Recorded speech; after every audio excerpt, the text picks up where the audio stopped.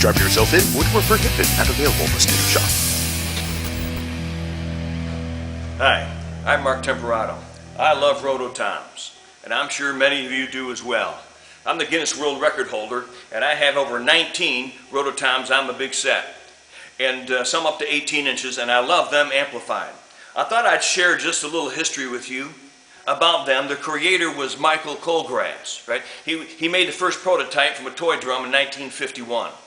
The drums are originally called the Colgrass drum. The first spider-type tuning system was already patented on a rotating kettle drum in 1923, but it was Al Payson, who was friends with Colgrass in college, was the original Roto-Tom designer. Payson named these drums Temp-Toms. Now, Roto-Toms were not originally intended for the drum set.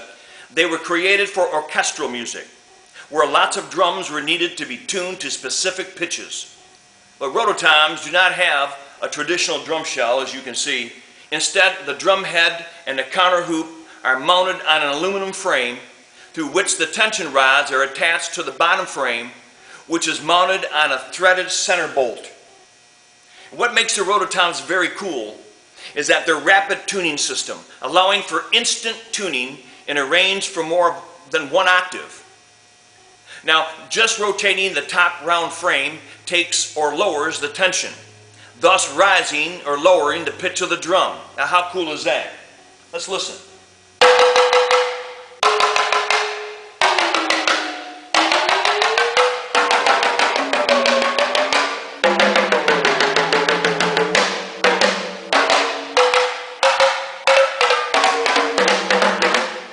Roto-Toms.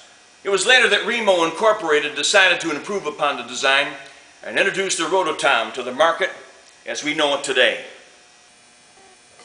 Hey all you Drum Talk TV fans, I'm Mark Temperato. In this episode from our Resto-Gear Series, I'm going to take an old 8-inch Remo Roto-Tom and bring it back from the dead. Thanks for watching. Okay, let's get started. As you can tell, it's pretty much pitted and rusted through here. We will clean that and we will look at that. I will not re-chrome these. I'll give a nice custom paint job of some sort, which we'll get into in a moment. Okay, let's get started.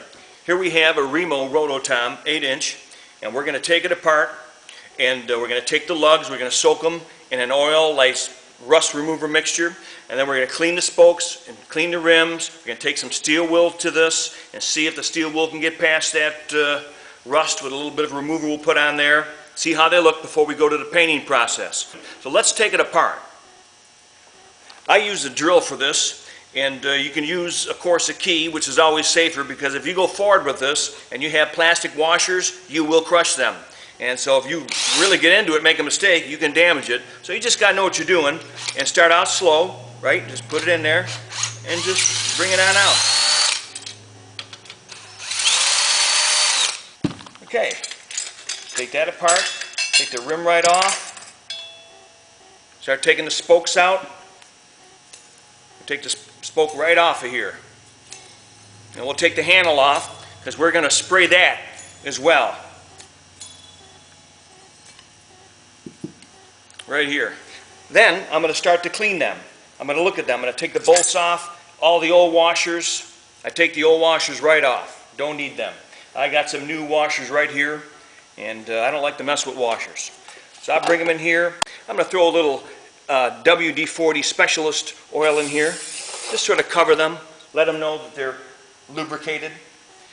I'm going to throw a little bit of this Crutter rust remover in there. And just take it around a little bit and just set them aside, let them do their thing. Take the head, say goodbye. Right? Gum, tape, all sorts of goodies on here. I will spray these right off the bat with some Windex. For quick little jobs like this, boom, boom, boom, boom, boom, let it sit.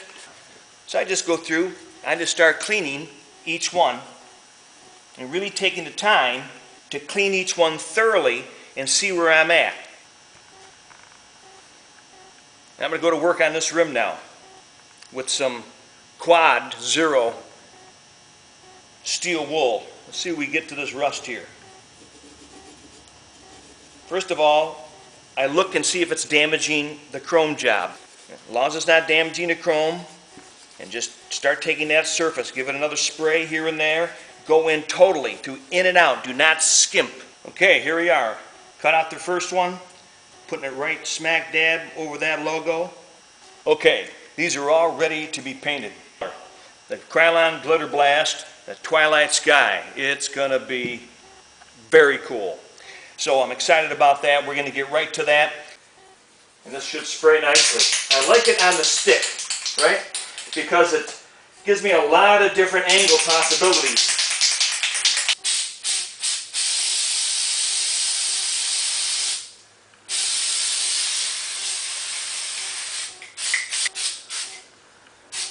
Very nice.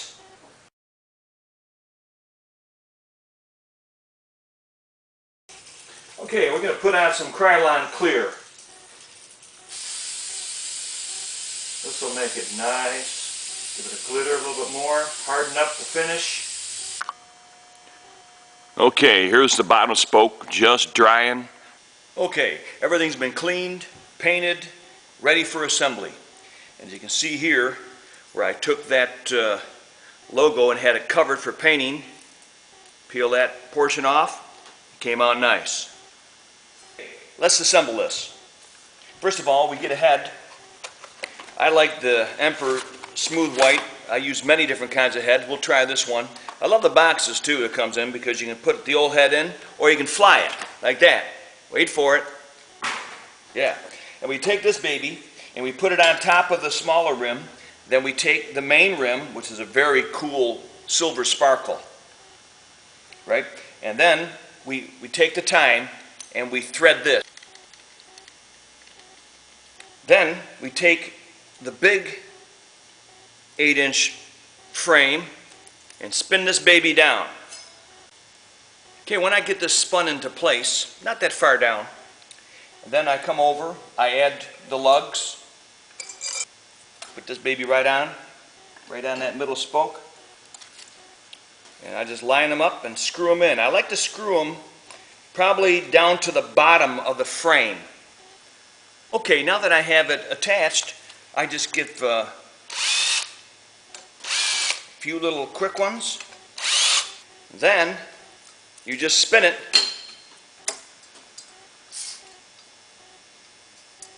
till it seats the head in. Okay, there it is. Finished, looking great. Roto-Tom.